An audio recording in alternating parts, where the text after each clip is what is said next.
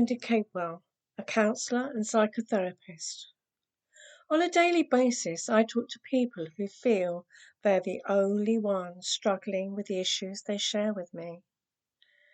So each of my guests have their story to share, whether it's about themselves or in their relationships, in the hope that you feel it's not just you.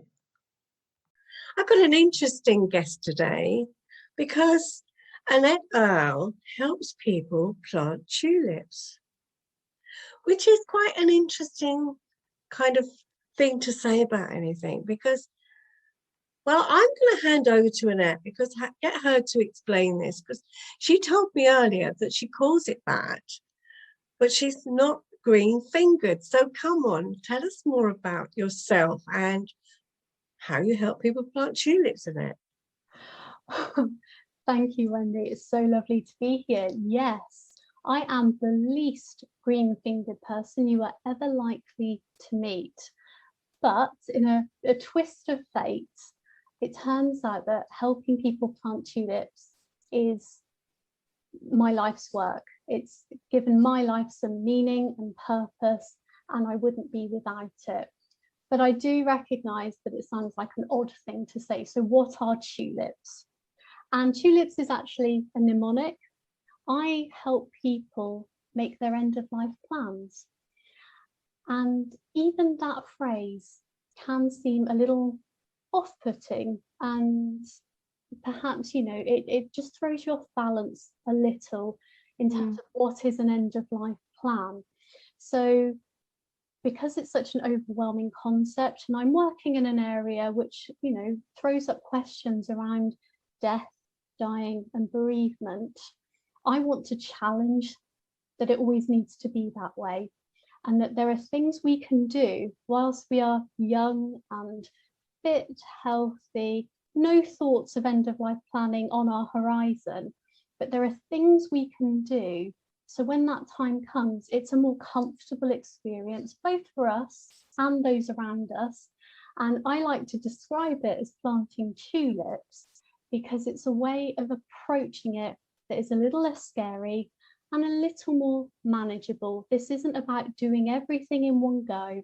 It's about taking it piece by piece, thinking some things through, writing some things down, and putting things in place that mean that when that time comes, as we approach the end of our life, we can do so as comfortably and as powerfully as possible, because I'm of the very strong opinion that we spend our whole lives trying to make the best decisions for ourselves, trying to be the best that we can be, chasing success, whatever that may look like. And I, for one, don't plan to stop doing that at the end of my life. I choose to live my life on my own terms, to the best of my ability. I would like my death to be on my terms. And end of life planning is one way of doing that, and planting tulips just makes the whole process a little bit easier and a little bit more fun. And yes, I agree with you, because it is one of those subjects that people veer away from. You start talking about death and dying, and it'll shut a conversation down, just dead. That's a strange pun, isn't it? Yeah, but it will. And I think that we just avoid the whole subject of death in our culture. Yes. And that's sad, because it's going to happen, whatever we think. And as you say, if by allowing it to drift and hoping for the best, we aren't in control. And I know when we met, the first time we met, and you told me that you had created the Peace of Mind Planner, a workbook which actually helps you plan all those things, or let those who are left behind know where everything is. And one of the things I chuckle about is the fact that where's the stopcock, because it's very practical. But hey, you know, if you are living on your own, or if you're, if nobody knows where it is and something were to happen, that is something really important. But I mean, it's more than that. Of course, it's more than that. But there's so many practical things that those who are left to arrange everything or deal with it, all that kind of practical stuff that is, you have to go, closing bank accounts and all that other boring stuff, letting the government know. And I didn't realize there's one place, one-stop shop that you can let the government know things. And they're all those things that you never even know until it happens. And I think that is so important, because generally, if it's family or friends, then they're going to feel so emotionally upset and worried that they won't know. They don't want to have to think about all the practical stuff and worry about it, because it's a constant worry. Who do I tell? What do I do? Where's that? I don't know what bank accounts they've got. All of those kinds of things. And I think that is really helpful for anybody who is dealing with, the survivors who are dealing with somebody who's died. And then going on, not just the practical bits, which I love, but there is about, what are your last wishes? What kind of funeral do you want? And again, some people will say, "I'll leave it done, or just let the funeral directors deal with it." But, well, yeah, but those left behind don't know what you really want, and they really want to do what you want, not what, well, generally we would hope, not what they think you would want. And then it can lead to all kinds of arguments. And I think it's nothing worse than a funeral or a wedding or a christening to bring out the arguments, because that's where the families start clashing. So yeah, I found it interesting and empowering. Oh, I love that word. Thank you so much. I think what you've touched on there is something we don't talk about, and that is when somebody dies, there are two elements to that. When somebody around you dies and you are bereaved, there are two levels operating. There's an emotional level. There is the bereavement and the grief and all the emotions associated with that. And I think it's important to recognize that not all relationships are positive, but when someone dies, there is still a loss. So regardless of that relationship, something has now changed, and there are emotions associated with it that are overwhelming. At the same time, when somebody dies, there is now an administrative burden that needs to be managed and carried out. Very often, it will be the people closest to that person, likely to be relatives, but perhaps friends. Either way, it's still a loss, and they are grieving. And at that time, when they are at their most vulnerable, we ask them to provide a huge amount of information, make decisions, perhaps make some financial decisions at a time they're least able to do so. And I think that's really, really difficult. And I believe that there's another way, and that's what end of life planning is. So if I back up slightly, I think it's helpful to know that certainly my approach to end of life planning is to ask what I call the golden question. And that is, if I had died yesterday, what have I put in place to make the lives of those around me easier today? And that's why the sort of the two aspects of death are so important, because of course you cannot minimize or take away grief, and nor would you want to. But you can minimize that administrative burden by leaving the instructions, the information that the people around you are going to need in order to carry out that work. So you mentioned the one-stop shop, the government's Tell Us Once service. You complete a form once, and then it goes off through the system, and various different government departments are informed, such as DVLA, HMRC, and so on.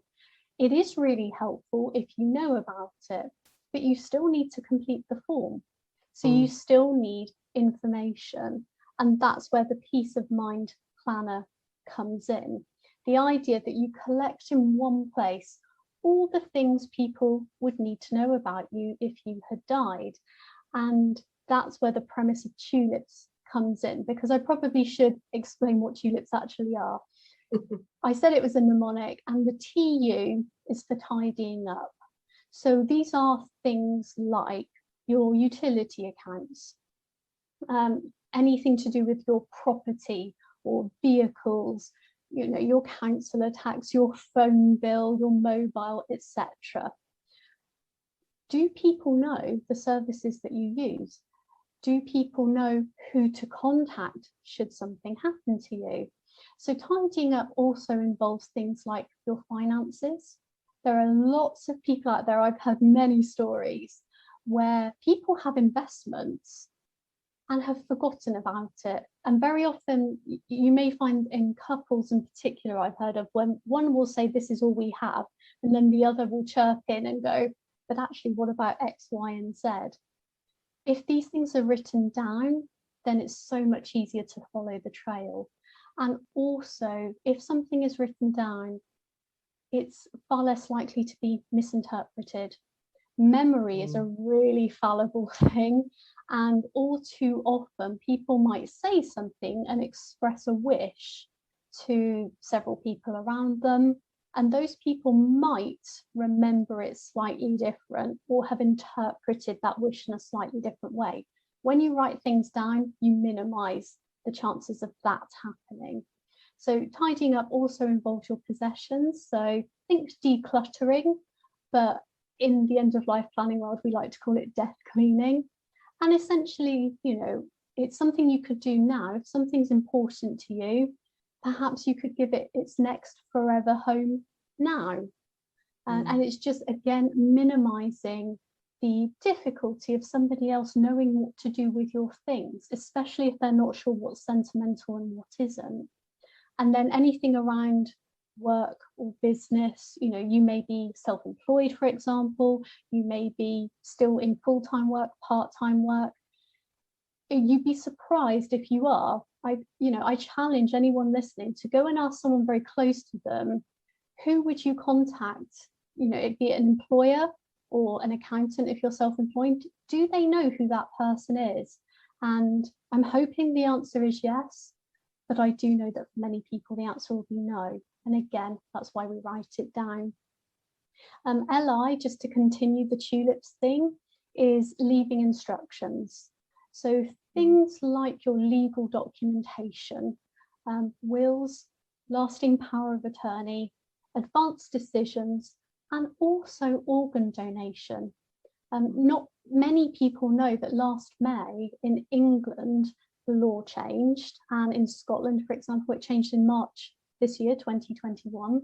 So we now operate under, we're all opted in. We're in an opt-in scheme. You have to register your decision to opt out if you do not wish to be an organ donor.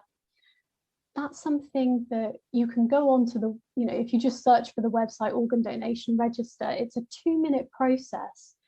But what that process does, every step of the way, that website asks you to tell the people around you the decision that you've made, because they know that registering is one thing, letting people around you know your wishes is something quite different and so important.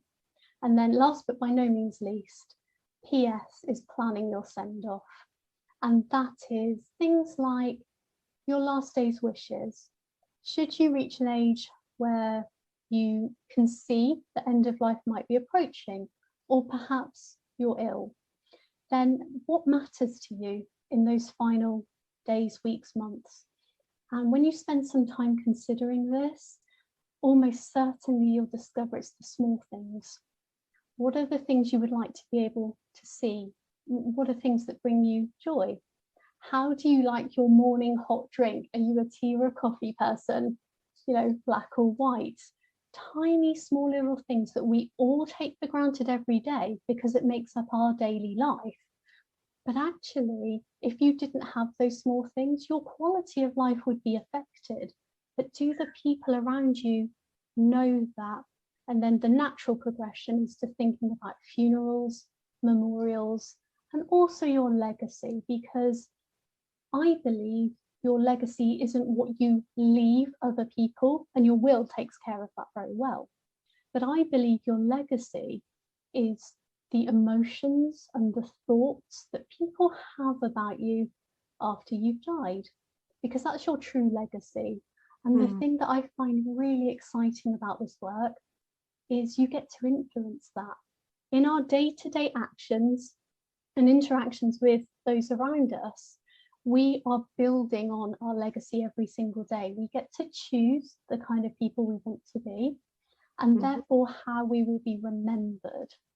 And when you do this work, I describe it as an act of compassion, because you are helping those around you when the time comes. And that's what the Peace of Mind Planner does. But a really happy byproduct of doing this is that you get to have a snapshot of your life as it is now, and you get to tweak it accordingly if you want to do so. So I think end of life planning, despite its name, is life affirming, empowering work, and you get the benefits of doing that now, and the people around you later will then receive those benefits when the time comes. And it's a really, really lovely gift to give them. Oh, I totally agree. You don't need, I don't need persuading. I think it's one, I guess I have a different perspective to a lot of people about death. We talk about if I die. Now, about 30 years ago, I faced my own mortality in as much as I had breast cancer, and I didn't know what the outcome was going to be. And it was pretty serious. I mean, I had a mastectomy, I had radiotherapy, I had chemotherapy. So it was a couple of years of my life virtually. But I really then got to that point where I was like, no, it's not if I die, it's when I die. And it really changed the way I viewed things. And I have to say, yeah, every day has been a blessing and a joy ever since, because I do enjoy my life, and I'm very grateful for that. But yeah, we don't talk about it, and that's sad, because like I said, it's inevitable. There's a saying, there are only two things in life that are definite, and that is death and taxes. They're the only things that we can guarantee. So yeah, why do we have this feeling about it? And I say, yeah, I have got a different view, but I think that looking at that Peace of Mind Planner, it was really getting me to think about things a lot more, and I really do feel far more empowered now. It's a lovely feeling. I'd already done my lasting power of attorneys, both of them, health and financial, but haven't done the business one, which you brought my mind to. So I think there's a lot that we just don't like facing. But I'd also like to say, Annette, there's something when you talked about the two elements, the practical and the emotional. So many people will throw themselves into the practical, either because they're doing something and they don't have to think about the emotions, or they're finding they haven't got the time to grieve because all of the practical parts of someone's death take it up all their time, and they haven't got the time or the space. And the problem with that is that if you park it, it's going to come back at some point later on when you aren't in a place to grieve, or dare I say it, others are not expecting you. They expect you to have got over it. And therefore you feel like, I can't now because everyone thinks I should get over with my life, get on with my life. And I've heard so many times, well, now the funeral's over, that's a, you know, that means we can move on, we can get over it. No. And so I think, you know, there is that, as you say, the way we treat bereavement, the way we grieve in our culture is not healthy. And if we can allow that planning part, the practical part, if we can take some of that away from those who are left behind, that can only be good. It can only be good and positive. Yeah, absolutely. And again, that's why I describe this as an act of compassion. I think we live in our culture, in this society, we live in a world where we want to be compassionate, and I think the intention is there, but we seem to have set up some social constructs that really don't align for that. So, for example, if you are bereaved and you are working, we'll just say full-time, hopefully you have an employer that will allow you some time off for compassionate leave, a couple of weeks if you're lucky. But it's not a definite and it's not a given. And there is, I think, an underlying assumption that that time will be used for the funeral to take place, for you to have that initial moment of grief and then be able to return and quote unquote return to normal life. And somehow you just manage your grief around your typical day-to-day as it was before. I do think that needs to be challenged. And this is my particular way of challenging it, because I think you're right, we need space.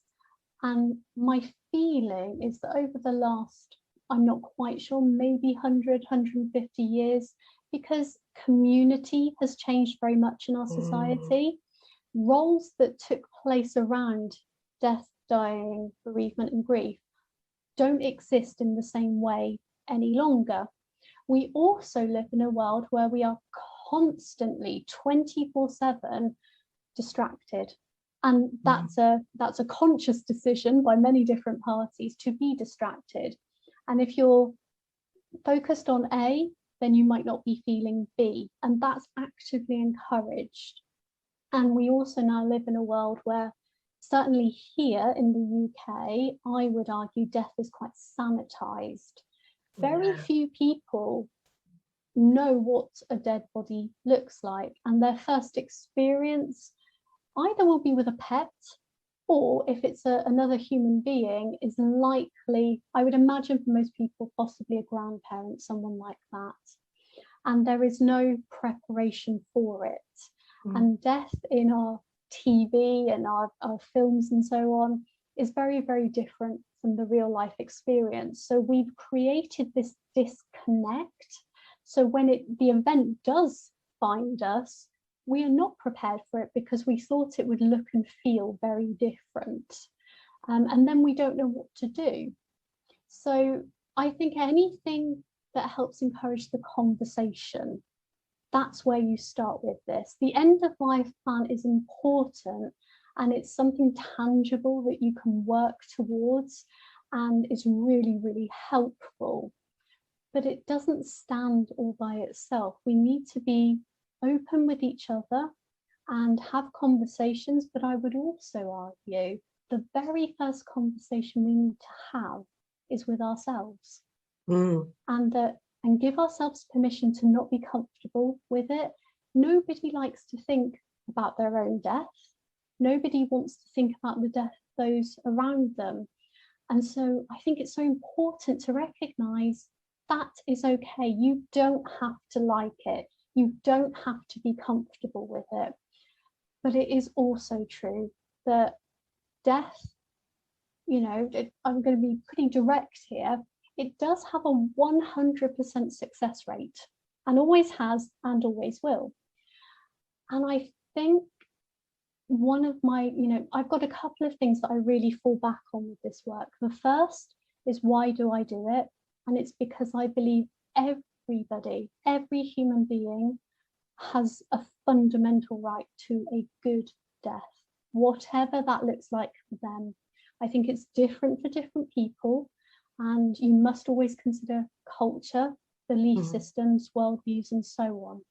But something I think everyone would agree on is that a good death has dignity with it. And the other thing that I think is important just to note, and is a message I would very much like to get into society: death is not failure. I think over time we think, something goes wrong and we essentially fix people. And there are times when that is amazing and wonderful, and of course we should. But again, death has a 100% success rate, and that is not a sign of failure. And if we can accept that one day, whenever that may be, we are going to die, then we can make some really informed choices about how we choose to live. Oh, definitely. I completely, well, yeah, you don't have to win me over totally. I really agree with you, and I think if only we could open up that conversation. As you say, it has to start with us, and then feeling brave enough to have that conversation with our loved ones and our friends. And I'm going to share something I shared with you earlier, because it was before we started recording this, but it was thinking about music I would like played at my funeral. And what's your favorite music? And I'm not religious, so it's not going to be a religious piece of music. And I think that the friends that I have lost have chosen other kinds of music. And I know a friend recently, one that's quite often played is I Did It My Way. I think it's lovely, but yeah, it's not quite me. But what I kept thinking about, the one piece of music that kept me going every time something went wrong, I had a crisis in my life, and it was Gloria Gaynor, I Will Survive.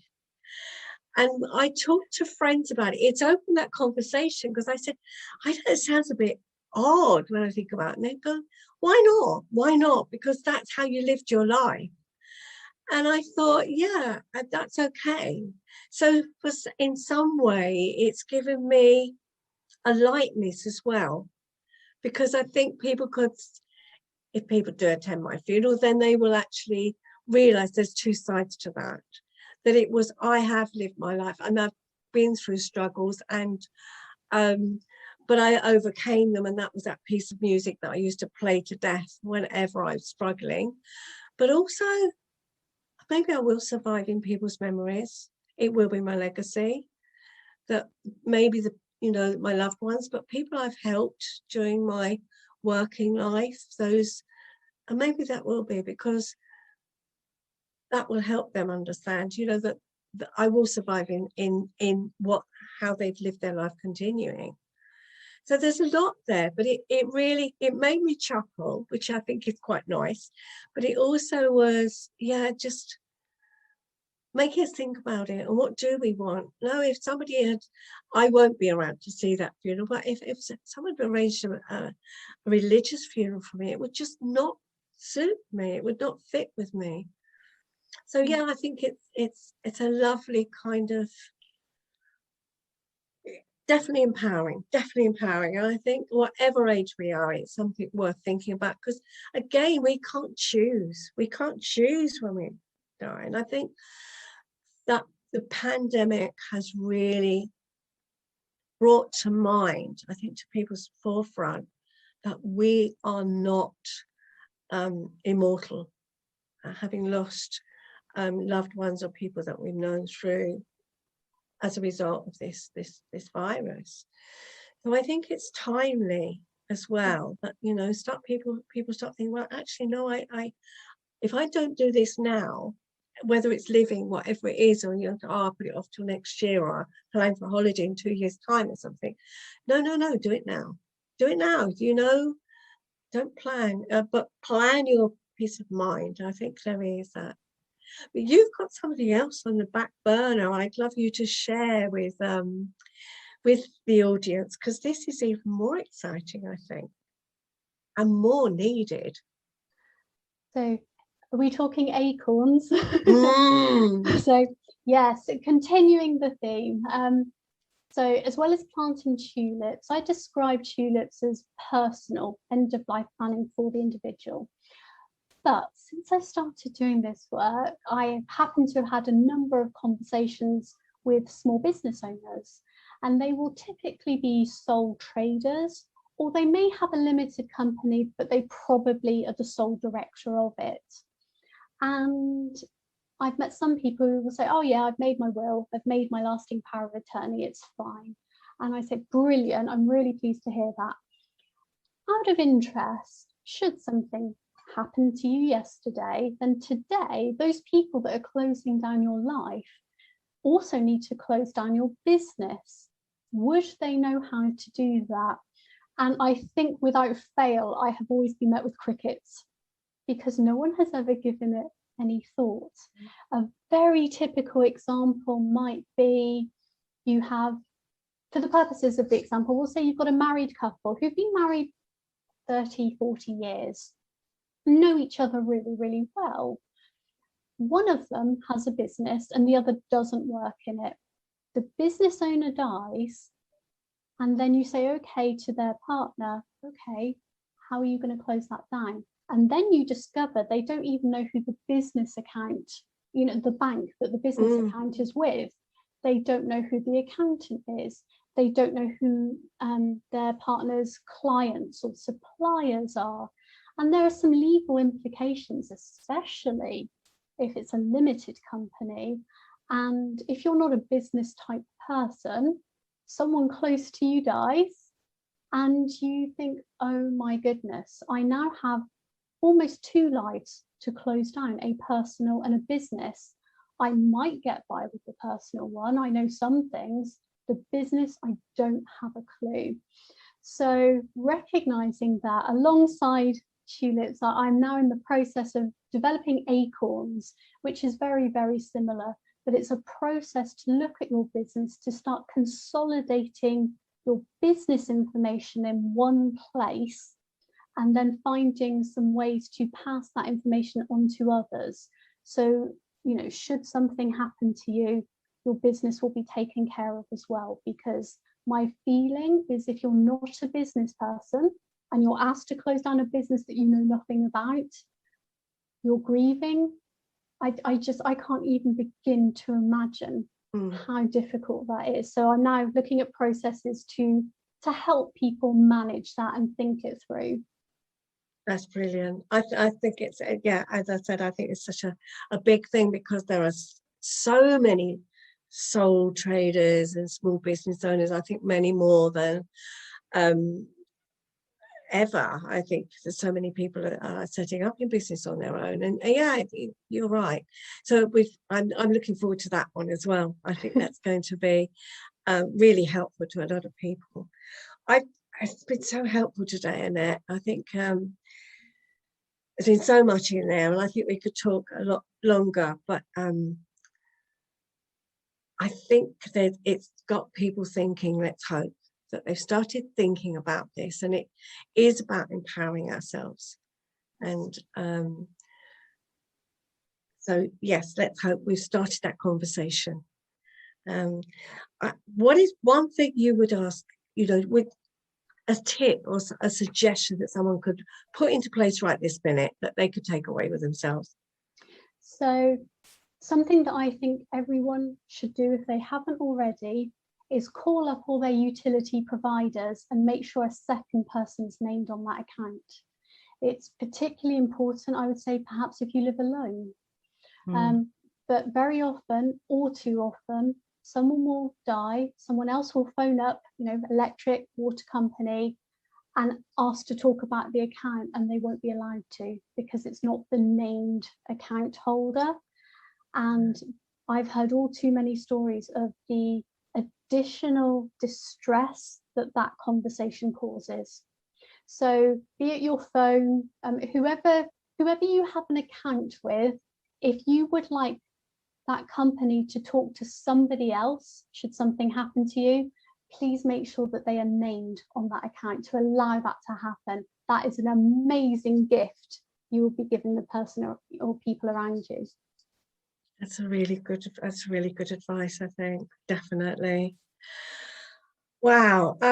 So how can people get in touch with you? A simple way, I will put your details in the show notes, but what's a simple way that people can get in touch with you? How to get a copy of your workbook and learn more about this whole situation and how you can help people? Thank you. The easiest way is to visit my website, which is simply annetteearl.com.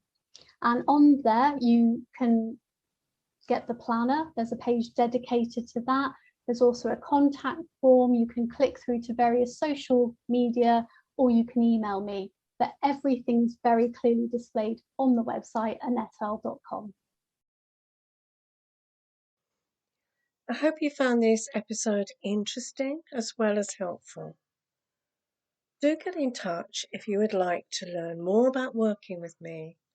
My email address is info@wendycapewell.co.uk. Take good care of yourself. Until next time.